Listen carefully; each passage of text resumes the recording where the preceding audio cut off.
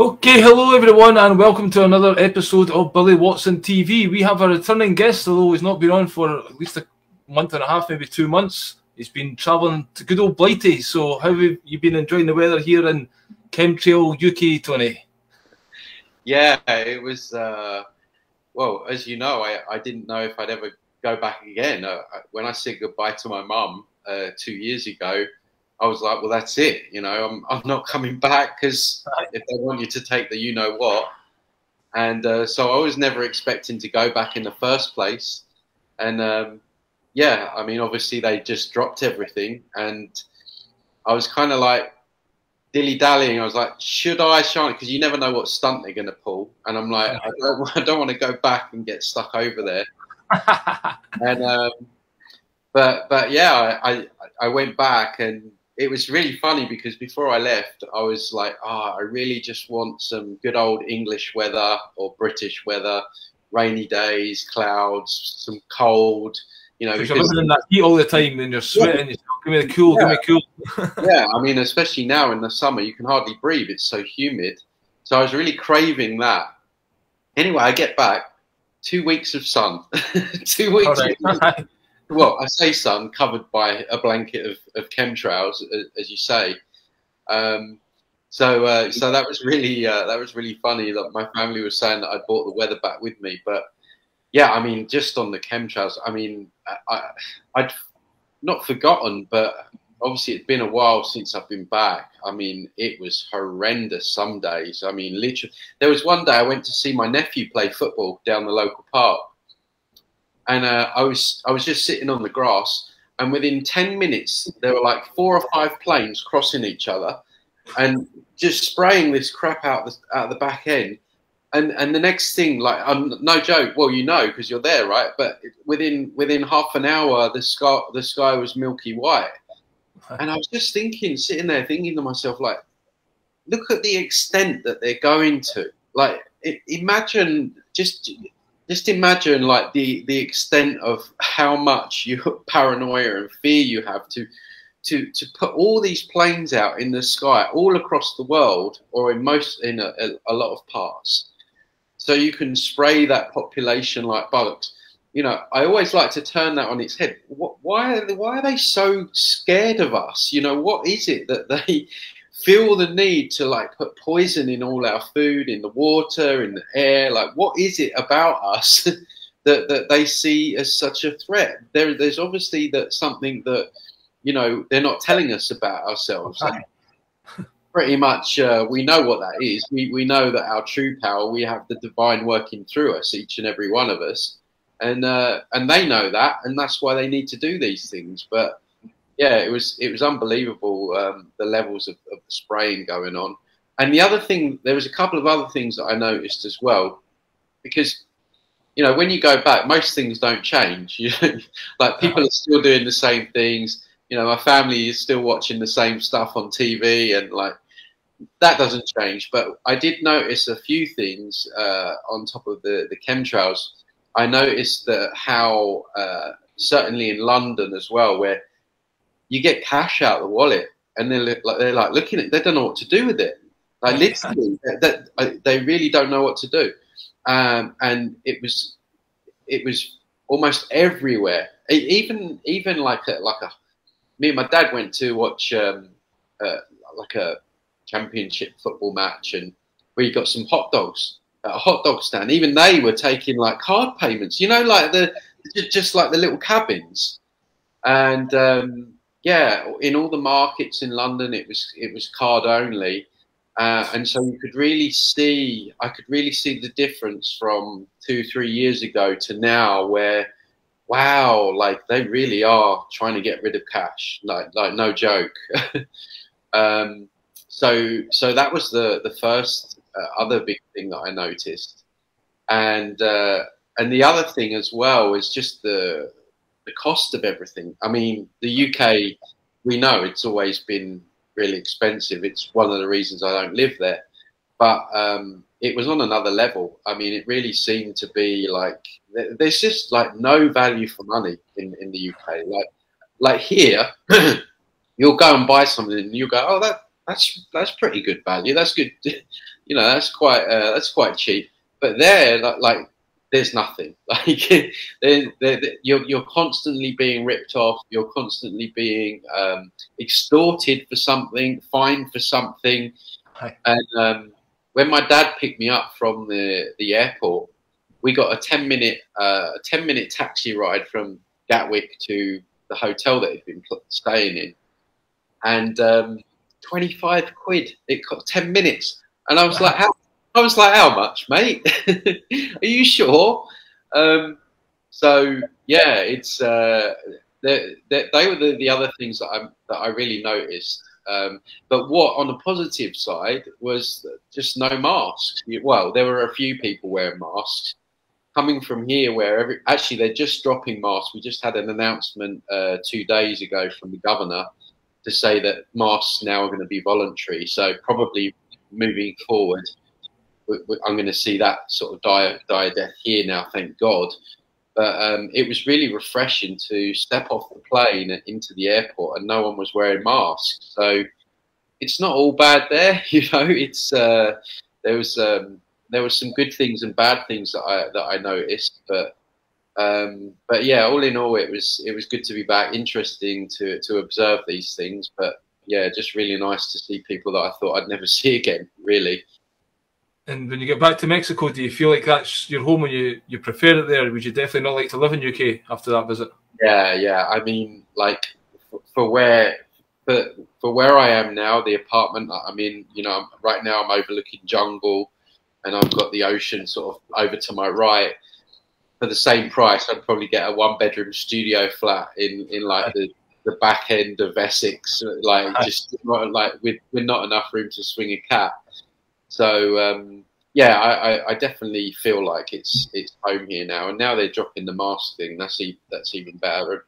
Of course, here you can always get something if you've got the money. You can buy things like, you know, jab passports and PCRs. You can get that no problem. So, and there's always ways around things. So I like it like that. So, but do you think that, like when I lived in Turkey, when you've got pounds, you're rich, but if you're working in the local currency and having to earn there, then it's quite difficult. So if you're earning money online, you can live probably more comfortably than the average Mexican. Yeah. I mean, I've kind of, you know, set it up like that. 6 years ago, I was stuck in the Matrix in London, and I'm convinced that if I would have carried on, I was in real estate agency, and the pressures, the sales, and you know, I reckon I was on for a heart attack, you know, early 50s, because I was just burnt out. And it was back then, and I was just waking up to everything then, and I just thought, this isn't in alignment with what I know now. You know, I stopped paying my credit cards immediately. Because once you realise the gig, right, it's like, okay, the gloves are off now. So hang on a minute, money doesn't exist. So it's just they just punch these numbers into a screen and then charge me interest on it. No, I'm not paying that. So I did the whole like sending 4 letters to the banks. I mean, they didn't really chase me, but they were still like hassling me for letters. But I just ignored them. But I just decided then, no, I need to, you know, I need to like get out of this match. I need to make something work for me. So it's kind of like not by luck. I've sort of planned it to live in, you know, there's sort of cheaper countries, and you know, obviously their plan is probably, you know, the one world order, economy collapse, one currency everywhere, which will level the playing field and all these type of things. And you know, Elon Musk, 44 million, 44's kill in gematria, you know, but anyway, 44 million, and then he can, he's complaining about all the bots and all the trolls and that online, how you can do it without having your name there. You know, this is terrible. How can people be so abusive? Blah, blah. Everyone knows what Twitter's all about. We've survived this long, you know. But I think part of the plan is for him to come in and create that digital ID for Twitter. And then basically, if everyone keeps using Twitter, then Facebook, YouTube, and then it'll be internet in general. And then, as you said, the cashless society seems to be all tied in to that, you know. So that's going to make life difficult for if you want to even go on the internet. because it's all going to be censored, controlled, you know, internet. Yeah. Yeah. I was, the other day, I was just wondering how they're going to bring in the social credit score, because, I mean, obviously off the back of COVID, it would have been the ideal scenario, right? So I'm just wondering what they've got up their sleeves now. Is it going to be based around sort of our carbon footprints and climate change? Well, Prince Charles the other day there, you know, he was giving a speech, you know, for the Queen's speech. I don't know if you've seen that one. And he was mentioning the success of the climate thing in Glasgow last year. You can, it's all 100% fucking bollocks. And they get away with this nonsense, you know. And just he wrote a big list of things. And that's most people. That sounds pretty good. More police powers to get these crazy protesters. Well, that sounds pretty good, but none of it, you know.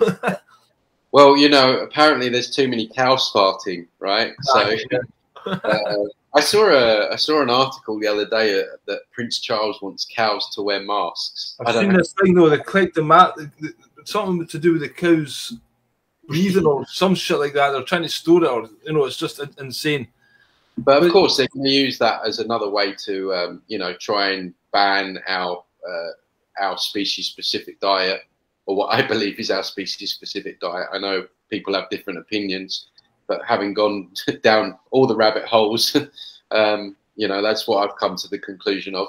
And we're seeing that now with, like, you know, all the meat factories going up. Apparently, like, bird flu's back again, and all the poultry's being killed off.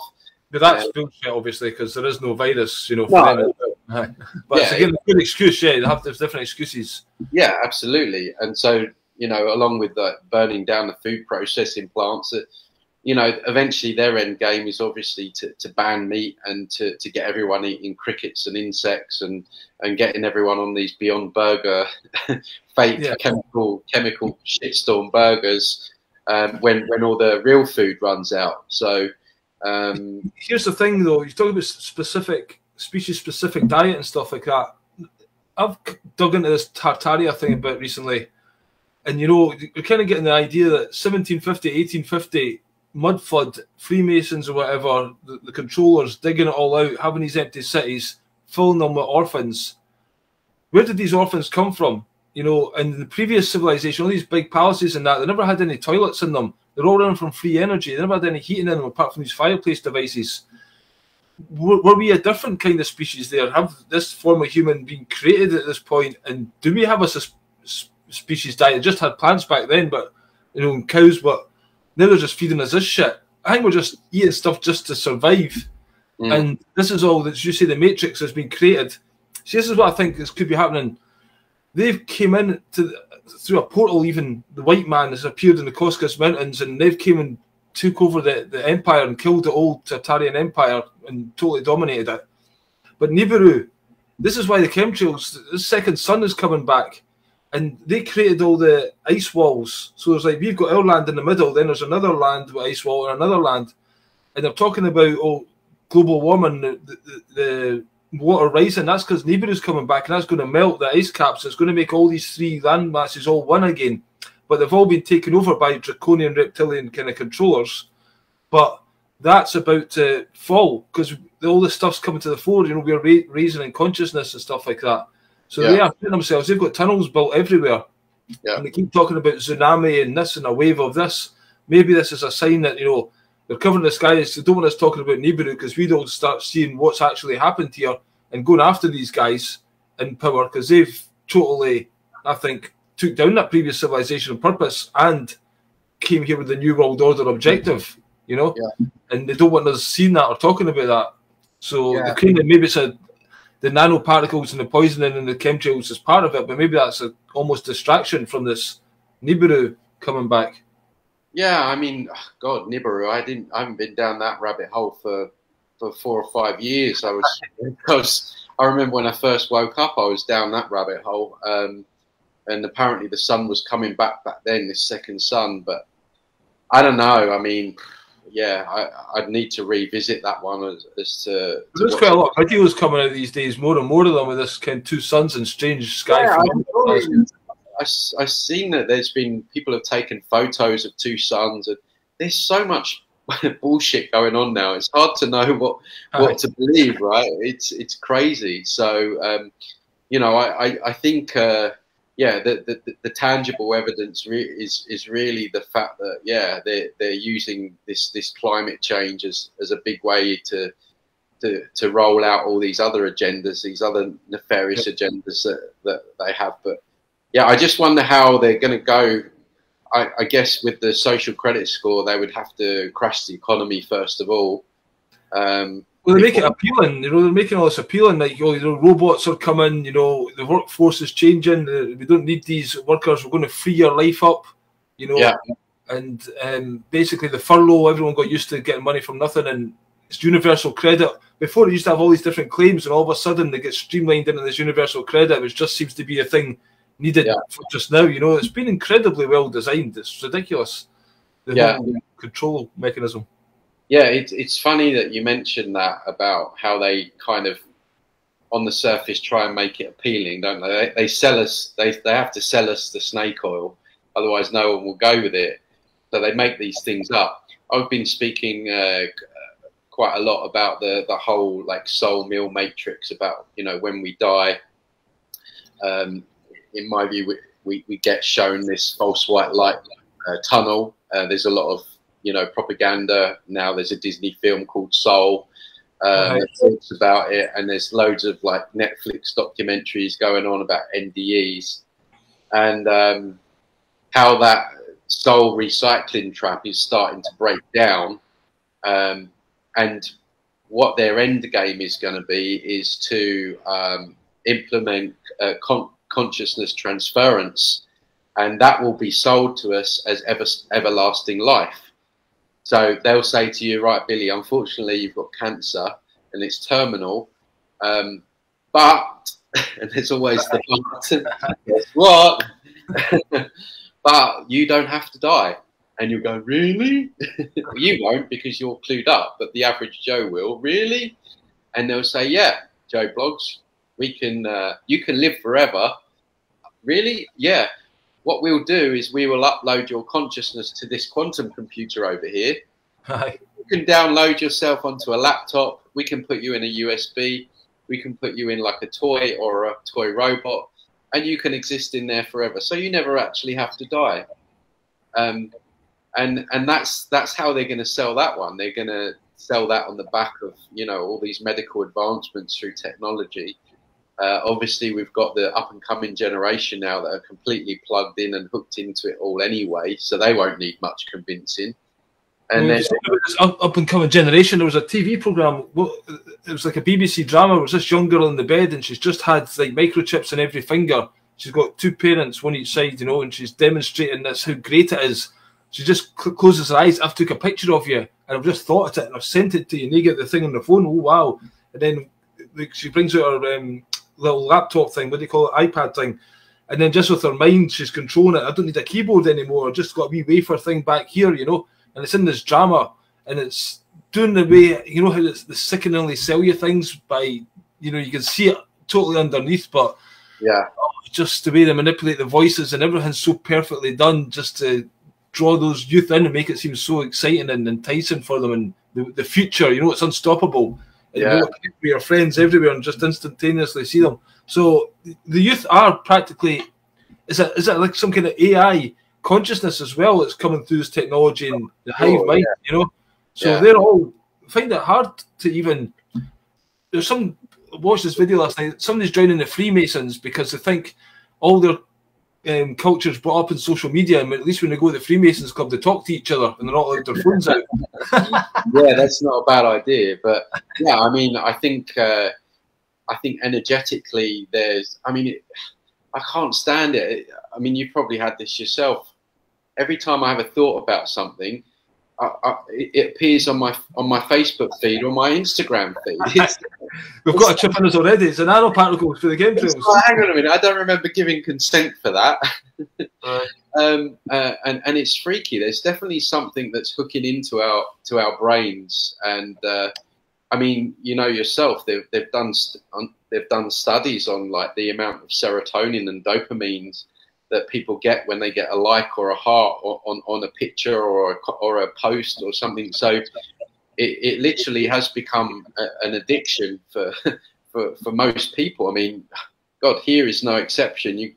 You walk around, and especially all the young girls, it's all about Instagram, and they're taking pictures. Maybe I told this story before, but I was down the beach a couple of months ago, and these two girls, I was just sitting there minding my own business. These two girls are walking along, and there's this jet ski hire guy. He's got his jet ski, and they're obviously, I thought they were arranging to go out on the jet ski. So I was like, oh, that's cool. They're going to go out on the jet ski. They sit on the jet ski, get the guy to take photos, and jump back off and walk off. Yeah, and other places we have these cenotes here. They're amazing sinkholes, or like wells, natural wells, and they're real points of beauty. But some of these girls, they just go there to get a ton of Instagram photos. It's just ridiculous. So yeah, actually looking around and appreciating the moment, you know, and taking it in through your eyes and just living in the moment. It's just all about the image. Yeah. But I was watching the Canelo fight, and this was really annoying me because I had the pre-fights, 3 or 4 fights building up to it, and I had a row in the front row just behind the press. These 6 or 7 women, there must have been like, girlfriends of the other boxers, or 7 of them in a row, and literally for the whole fucking pre-fights, they're all on their phone and chatting to each other like that. Again, one time they just saw 7 of them like that. What's the fucking fight? There's another front row of that fight. What's the fucking thing? Do you want to hear a funny story that happened a couple of months ago? So I arranged to go on this date with this girl, and we arranged to. I think you told me this one. She was basically vaccinated. You knew. No, this is another one. No, this is another one. So anyway, I pick her up, and we arranged to go to this point where you can watch the sunset, and we get there and we sit down, and she gets her phone out. And she starts on her phone, right? And I'm like I'm like, no, I'm not driving out. So I was like, very politely, I was like, are you busy on your phone? She's like, yeah, I'm on my social media. Is that a problem? And I said, actually, yeah. And she was like, oh. And I was like, I think we should just kind of leave it. So I just walked off because, yeah, you go to all that effort to arrange something, and it's like, no, I'm not. My time is just as valuable. I'd rather spend my time doing something else. So I could spend a whole few hours together, and if you'd went to the toilet and she has a quick scan at her phone and you cut back, we know it's sit down and back that.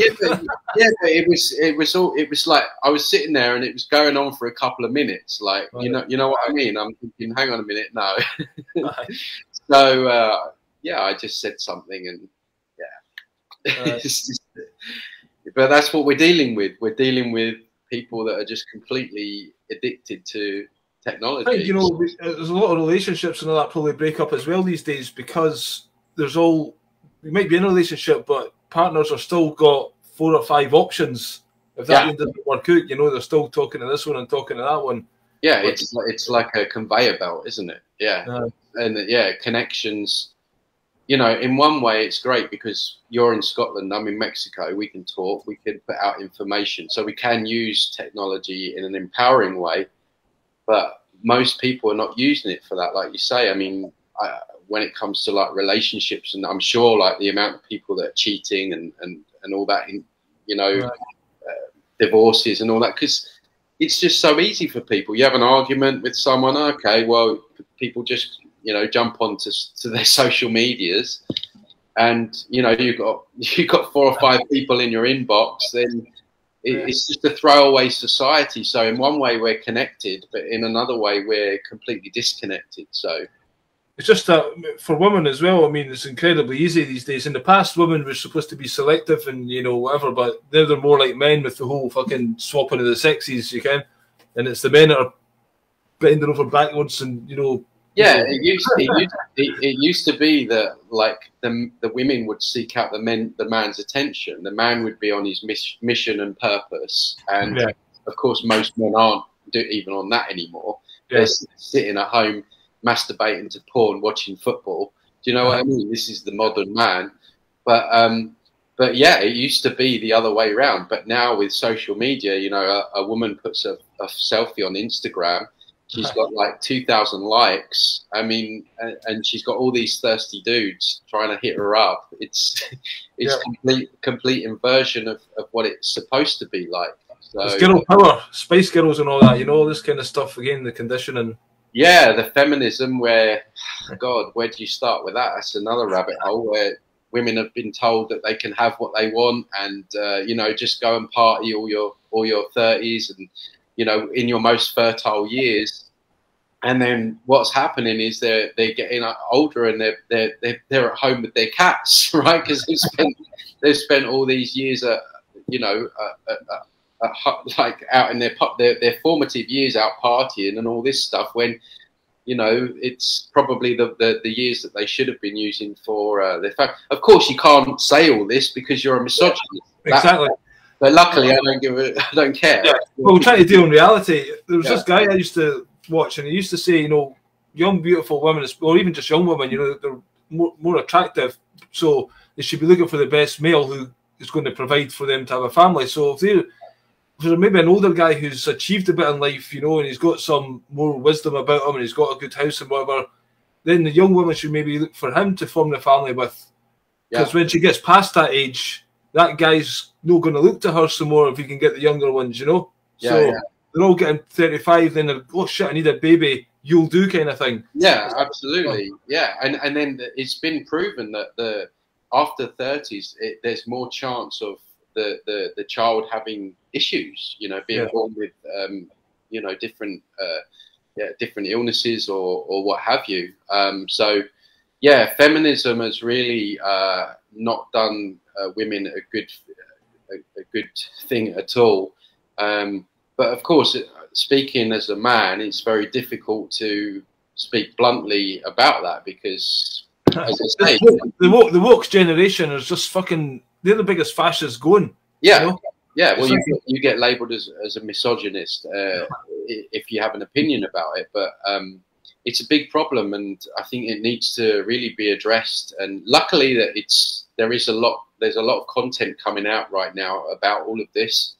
But I didn't think we would go here today, actually, on this podcast. But seeing that we're there, so yeah, women need to wake up from the spell that is feminism. And you know, we know in the early days it was brought in to tax the other side of the population, to destroy the family unit, which is basically what they've done. I mean, you know, the family unit is kind of dying, really, and now the parents are the school. So people are sending, and they're getting their child is being indoctrinated and taught about transgenderism and how you can be one of any of, I think, 80 different sexes. You've got drag queens coming in teaching them about cross-dressing, and this is the new parent for the child, because the family unit is broken up. They want the child at school for as long as possible. If you take your child out for a holiday, you get social services knocking at the door trying to take your child away. So yeah, it's a big complete mess, and it would be lovely to go back to those old school times where the men were very much, you know, on their purpose and mission, and, you know, the females were more selective and you know, back in the fact that the females staying at home and rearing the kids, that gave a sense of community because they were all talking to each other. Yeah. So when it came times to some kind of celebration, you go to the neighbour's house and the men would they knew each other from down the pub and just having, you know, there's times in Glasgow and stuff, there used to be certain pubs or men's pubs. And again, we can't have just men's pubs, you know. But maybe in Turkey they have these cafes where the men will play the stuff and there's no women there, you know. Maybe men need that space. There's nothing wrong with that, but it's just the equality. Yeah. You know, all this nonsense. Yeah. Yeah, the dynamics, they served us well for, you know, hundreds, maybe thousands of years however, however long we've been going. There's that natural symbiotic relationship that we have with the male being in the masculine energy and the female being in the feminine energy. The male of action taking, providing, that kind of energy. The female of the nurturing, the caring, the creative aspect. You mesh them together, you've got a really perfect scenario. But of course, they've inverted it like they've inverted everything else. The men are now feminized. Women are complaining that men aren't masculine anymore, and men are complaining that females aren't feminine anymore. So we have this inversion now where everyone's frustrated, everyone's pissed off with each other because we've forgotten, what our natural role is. And that isn't to say that a woman has to be chained to the kitchen and, she can't have a career or anything, but it's just we need to take a step back and think, well, hang on a minute. Society's been directed to us in a certain way. Now we've got men doing this and women doing this, and it's not really working. So maybe we should go back to the drawing board and look at what was working, and maybe we should consider moving back in that direction again. It's difficult to talk about it, it triggers a lot of people. So Ruthie here saying, women are working hard, trying to fulfill the role of a modern woman. It's very hard for women, I think, to try and be the man and try and be the leader. I think they kind of resent men that don't be the leader, And well, they get agitated and bitchy when the man's not acting like a man. So they even test the men. There's a theory that women will, shit test a man on a few things. Yes, the TV's going to stand up to her. Yeah. And if he doesn't, then she might still stay with him, but she doesn't respect him, and then she'll go for the bad boy kind of thing. But if the man will stay strong, then she goes, I can depend on this guy because maybe I'm a bit emotional sometimes and I need some logic and reason, Yeah, and probably they don't even know they're doing it. Probably that they're doing it subconsciously.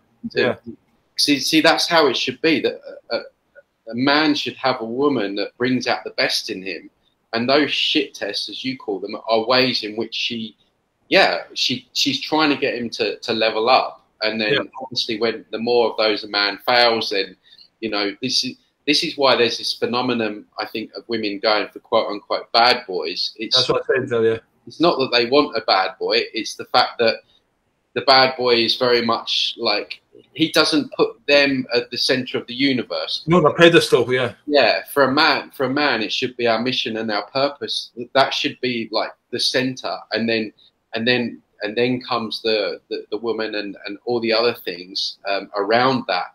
But when you do it the other way round, then that's when it causes problem, and then the woman will get bitchy and all that kind of stuff. And the man, I had issues in the past because I like to make people happy and whatever, So you kind of got that inclination, and we're not taught really if you don't have a good role figure as well, But I was guilty of doing that kind of thing, and then you just end up losing your own way, and then you hate yourself for not following your own passion, and eventually it has to come back to that, and you learn, I can't be doing this.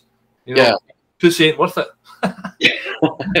yeah. I mean, it's even in the Matrix, isn't it? The woman with the red dress, and men. Let's face it, we're visual creatures, and women are obviously more emotional, and we can get sidetracked, and we should be able to enjoy each other, but still, making sure that we're doing what we need to do in life, and getting the most out of our life, and living our purpose and our truth.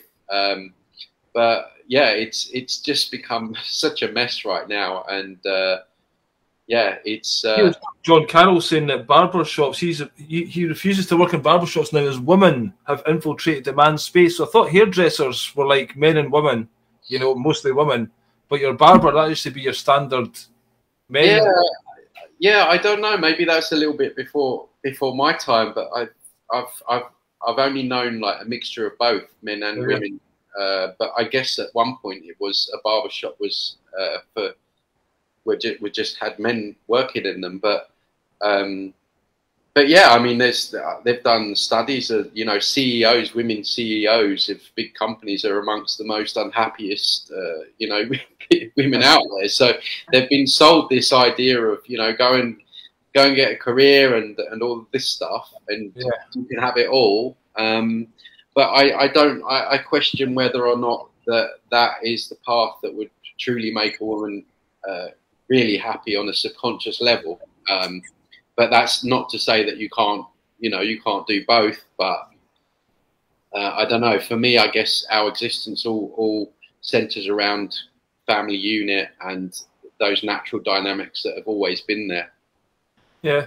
I've been watching some of your other videos that you were talking about spirit guides, just to change the subject a bit. And yeah, like spirit guides, is this your own spirit guide you're saying don't connect with, or your own higher guide, or even, I guess when you go for tarot readings, all these people claim to be into spirit guides. And do you think this whole realm of talking to various entities is kind of luciferic and not to be messed with? Is that what you're saying in these things?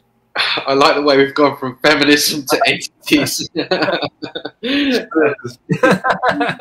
We try and pack as much into the thing as possible, don't we?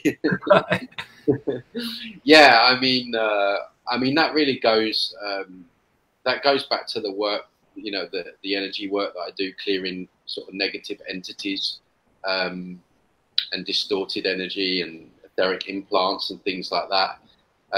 What I found, I've sort of, I guess, coming on for 8-9 years working in that field now, is that these entities, they are master masqueraders. They are brilliant actors, and we see that dynamic in the third dimension with politicians. They'll sell you a line. You'll think that they're on their side. Next thing you know, they've put the taxes up, and everything. People still fucking voting and believing these absolute cunts at this stage in the game is fucking beyond a joke. Boris Johnson gets fined £50, and Keir Starmer, oh, did he break the lockdown rules? Oh God, fucking hell. Yeah, I know, right? Anyway. I know. It's child's play, isn't it, at this stage? I mean, yeah. There's this guy on my Facebook, and he's still upset, even to this day, about Jeremy Corbyn. I don't even know what happened to Jeremy Corbyn. I couldn't give it like 5 minutes of my time. Politicians means nothing to me. I know that Jeremy Corbyn he didn't become Prime Minister, then he left the Labour. But every day he's still posting about Jeremy Corbyn. And I'm like, dude, give it up. Like, the guy's a puppet anyway. Like, why are you so upset? Like, this is like 2 or 3 years down the line. And but I forgot my point. Oh yeah, so just in this dimension where we have these people that masquerade as being on our side, quote unquote, yeah, being for the good, and then we find out later down the line that then they never were. That same expression is coming from the fourth dimension in terms of entities, and in my experience, the entities that will show up as friendly angels, friendly aliens, ascended masters, even, people are not going to like it, but even sometimes family members, people think that they're communicating with a family member, quite often is actually an entity which is simply masquerading as of the light. And what they will do is they will, once you connect in with them, they will start to siphon off your energy. It's almost like contractual, right? When you start working with them, they'll start siphoning off your energy. They might give you a big bit of sugar to keep you hooked in. There is what an average person hook into these things. Psychic people do it. I mean, for example, you can go on YouTube and you can watch a Connect with Archangel Michael video, right? Oh, okay. That intention alone will connect you to Archangel Michael. You probably don't even need to connect. You probably wouldn't even need to connect to the video. So just thinking of that parent or that deceased person and just trying to connect to them and talk to them, eventually exactly. Something will appear there. Yeah, I really need like someone, Archangel Michael, to come and save me or help me or some, just that intention alone, he'll turn up, right? In one way or another. And so what you'll find is that you might get a bit of sugar to start with, so you could get some insights, or energetically you might, some of these healers that are working, quote unquote healers that are working with some of these entities, light language and all this stuff, you might get what I call a spiritual high. A little bit, I liken it to, if you've ever taken ecstasy, I took it back in the day, but it's almost like it lasts for a little while, and then you have the crash, right? I hate the come-downs. yeah. So that's the kind of thing that I'm talking about. And quite often or not, after time, people feel quite exhausted, drained, because they're constantly trying to connect with Him, Jesus, God, whatever. And these things are just they're simply just entities that are masking themselves. So they're searching for energy and attention in this kind of dimension, and when you start focusing on it, it's like they're feeding off it. It's like some kind of ego's getting a power trip off it or something. Yeah, exactly. And I've worked with people. There was one lady, I just told this story in the recent video. She was really into Archangel Michael, and she goes to me, yeah, but Tony, he helped me find my missing cat, right? So okay, and then anyway, it transpires that not only did he help her find her missing cat, he was getting her to run a whole grand agenda to get people hooked into this false white light energy grid system that was just literally draining, because she was quite prominent in the New Age scene where she lived, right? So she was kind of like an influencer. So Archangel Michael targeted her and give her a bit of sugar. Okay, there's your cat there. And she's like, oh, so she's now got complete faith in this entity called Archangel Michael. But I mean, we saw it with John of God is the best one. Have you heard of John of God? Remind me about that one's familiar. He's the guy in Brazil where people used to go, and they were he was this guy. That's the Oprah one. The one Oprah was quite tied in it. Yes, yeah. So this guy, people were going to see him in Brazil, and he was healing people from terminal cancers, like all kinds of shit, right? But he's a child trafficker. He's a child trafficker. So my point is that he had to gain all that respect, and they did it. He was working with entities that were healing people, right? But the grand agenda was to do with these child trafficking rings.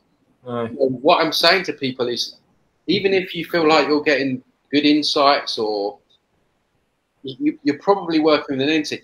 I worked with a guy. His dad died suddenly, and he was convinced that his dad was communicating, because they know things about our family members. And then 2-3 years down the line of following the advice of his dad, he was financially on the floor. He'd had car crashes, one thing after another.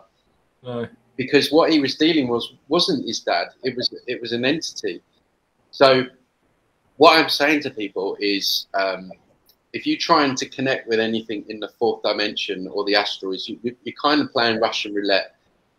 To me, there's nothing worth connecting to in there. I wouldn't recommend it at all.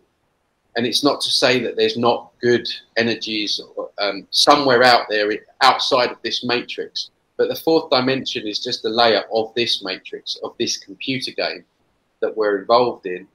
And so really you don't want to be connecting with anything in there. So when you go inside yourself and try and listen, what you say, maybe a higher wisdom or whatever, he's got these terms for it, which again maybe is forcing us to go outside of ourselves, but maybe we should go into the heart or something like that. How do you communicate to yourself and know it's your own true voice coming through, not some entity sticking words in there, or Well, yeah, which they can do. I mean, truth is what I say is truth is a resonance. It's something that you feel into, and that's not a it feels good, so it must be true. New Age movement. It's that it feels true, and there's a big difference. And we know that the truth doesn't always feel good, right? And that's not to say your gut. Sometimes you get apprehension and stuff like that. Just a little bit discomfort. You don't pay attention to it. Yeah, shit happens. And sometimes myself included, sometimes we bullshit ourselves. Sometimes we kid ourselves. We want something to be true when really deep down we know that it's not. And so it's really digging deep within ourselves to really feel that frequency. Okay, do I need to change my location? Do I need to let go of this person? Do I need to break up? your head's saying no, but deep down there's your intuition. It's your intuition, right? Yeah. I need to split, and it's listening to that, which takes practice. You know, we're so disconnected from that. We're constantly being told what to believe. You know, with their programs, their TVs, their media, the newspapers. So most people are not even. They've not even got anywhere near there. Most people's heads are full of absolute fucking shite. Don't hold back, will you, Billy? Don't hold back. But yeah, absolutely. And so it's really sometimes it's what I would call like pondering. You know, that whole old thing that we should have. I think you've got to have the first of all, you have to realise that you're not in a good place. And you have to heal yourself. People don't understand all the bullshit that's happened to them growing up, and all the teachers and all the effect that it's had on them, and how it's totally changed them from that beautiful kid that was running around with energy and laughter. You know, the joyous, free. You know, just the school grinds that and puts the pressure on, and work and fucking society till they turn to a shell or a husk and a program, a literal program, all the bullshit. Yeah, you have to recognise that first, and then step away from the TV and go and do some work on yourself, which. It's not encouraged at all in the slightest. It's only because I was like, I fucked myself really up quite a lot on acid that I was in a way where I really needed to think I better fucking sort my head out, you know? Otherwise, I'd maybe just continued like everyone else, you know? Yeah, exactly. And I think that's what we need to start getting back into. I mean, even like when you look at like meditation, it's like there's that. Okay, when people meditate, what they're trying to do more often than not is go outside. They're trying to, go outside of themselves, connect to something outside of themselves. No, we need to go inside. It's the thing about meditation where you empty your mind as well. That's a good thing, you know. Yeah, I don't like that. I've worked with people that there was one girl. She went on one of these retreats, and she was always going on these retreats. Like she was kind of addicted to them. You know, you can be addicted to spiritual practices as you can with like alcohol or drugs. And she was always at these retreats. Anyway, she ended up in a mental hospital, and I'm convinced it was because she was constantly opening her mind up. You know, again, you can be infiltrated. I've worked with people down the years that have said, Tony, I was meditating and I felt something come in, and I've not felt quite right since. So whenever we're trying to get outside of ourselves, we're always kind of like, like I say, playing a little bit of Russian roulette. But of course, no one wants to hear all of this because of the New Age movement, because everyone wants to think that, sitting under a tree singing Kumbaya, doing yoga, doing meditations is going to solve everything. And I think there's some very nefarious things about these things, which I haven't even touched on yoga yet. I'm going to be doing a video on that one soon. But do you know how the Beatles and the Tavistock Institution, we had Christianity before, which is maybe not a perfect religion because it's part of the whole control grid, but it seemed to be Britain was better in those days. Maybe it's just less perversion of Satanism coming in with all the other shit. But, the Beatles played a huge role in the Maharishi and creating the whole Indian vibe and getting people to start smoking the dope and the LSD. Yeah, and the age of Aquarius and all this stuff, The general rule of thumb, Billy, you know this, if something's super popular, it's probably not good for you. It's like I have this debate about coffee. Coffee's everywhere now. When did all these coffee shops sprung up? Immediately, I think, well, there must be something not good about coffee, because why would they allow all these coffee shops up? So I've always got this thing that if something's super popular, and especially if it gets popular really quickly, I'm like, hang on a minute. There's one recently that everyone's doing this. Just like those Facebook pictures everyone's doing these days. And a lot of people in the truth community. I do them in different apps, but when it becomes the app that everybody's doing it on, all of a sudden it's like, hold on a minute, and then apparently it's sending data to Russia. All the data's collected anyway, but still, It's just the mentality of just, really? Like, we not move past, like, just everyone uploading a face so it can be a cartoon. Aye. I mean, if you do it of your own volition, you do it for yourself. But when I'm just saying, it's that groupthink. Yeah, it's that. Everybody's doing it, you know. So I'm doing it, you know. The Ice Bucket Challenge and all the rest of them. TikTok is fucking crazy what goes on there. Mate, it would take ages to dry your hair after sticking a bucket of rice over it.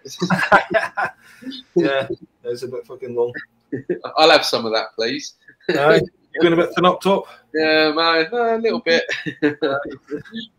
I'm doing all right with this. Wisdom. My mother used to slag me off quite a lot for my hair. She hated it. Get a haircut, go and get a job, you know, blah, blah, blah. But when the lockdown happened, she fucking grew hers and she looks like me now, so... You just need a wizard hat and you'll be Gandalf. There was this fucking little young reprobate in the town who stole some money from my son, and I was trying to get it back from him, and he fucking says, "Fuck off, Gandalf." I tell you what, mate, you wouldn't survive over here. You'd be too hot with all that hair. You'd be sweating up. Here's the thing: this guy, if you want to check out, Divine Insight, this black guy in America was talking about, you know, the second son and Nibiru and all this stuff. But he says that the black men are like the original gods, and the white man who came through this portal in the Caucasus Mountains. And basically, that's why this. I'm not one for Black Lives Matter, but you know, maybe there is something to the blacks for the native here. Yeah, they've definitely gone after them, haven't they? So if Nibiru comes back, and there's two sons, well, us whiteys is gonna. He's saying there's a lot of people. If their heart isn't right, he's saying basically people need, especially the white man, need to meditate and get their heart right to be able to tolerate these new energies that are coming in, and the rest who have the evil in their heart or maybe just their skin are going to spontaneously combust, and maybe that'll be, people think, oh, they've taken the 5G vaccine and the 5G, people are spontaneously combusting, but it's Nibiru. I wake up every day hoping to spontaneously combust, trust me. How's that not contagious? Oh man, I can't wait till this shift's over and I'm out of here. I don't know. It's on one hand, when you're living life these days, you're kind of trying to pretend everything's all right. Like, okay, let's keep doing this and keep doing that. But really, at any time, things can go 100% fucking balls up in the air again. Fuck knows what can happen. So it's hard to just have that in your mind and continue. I just want everyone to stop and say, like, fucking things are going wrong. Let's start growing food and shit. You can't. Why are you all just continuing as normal? It's just like we're just waiting for an event that's going to fucking, you know, bring it all crashing down, or is it just in the mind that this life's just going to go on and this great reset's not going to happen because we're getting threatened with that as well, you know? It's just it's such a piss take at this point. I mean, I just read yesterday Bill Gates coming out saying that he's got COVID and all that. They're just like rubbing it in our faces, aren't they? But I don't know. I think they're pretty concerned about us waking up. Otherwise, why would they have to do all of this stuff to us? So we just got to keep going. You know, laugh at it as we go. Right. And, you know, I think your approach is great. You know, you provide a comedic aspect to it all. You're like Scotland's Bill Hicks, aren't you? Somebody quoted me as that Billy Connolly meets Bill Hicks. Now he turned into Alex Jones, though. That's what I say in my book. I used to love Bill Hicks before he turned into Alex Jones. Oh yeah, I haven't gone down that rabbit hole. It's too much. It's a bit crazy. It's like the Paul McCartney. You looked into that one. Oh God, yeah. That's it. That's definitely an imposter. Paul McCartney. Yeah. A huge one. Anyway, we're coming to the end of the hour here, so we'll wrap it up. What would you like to tell people about any shows that are coming up, or you got anything going on? No, well, I'm always doing interviews and stuff on my YouTube channel, which is just my name, Tony Sayers. My website, transcendingtimes.org. All my work's there, all my healing work's there. No, just everyone keep the chipper up and, you know, keep laughing at the chaos. Yep, just John Carroll there saying Hitler was a nice kid until he was influenced by the world. Yeah. I just remembered as Billy Connolly, I mentioned Billy Connolly, he done a clip about, you know, mothers are kind of proud of their children. He says, don't know what Hitler's mum thought of him though. You know, that's my boy, the one with the big fucking funny walk there. Go on, son. Anyway, thanks very much for your time, and we'll see you 2 weeks from now probably. All right. Take care, mate. Thanks everyone for watching. Cheers and out. Bye bye. All right.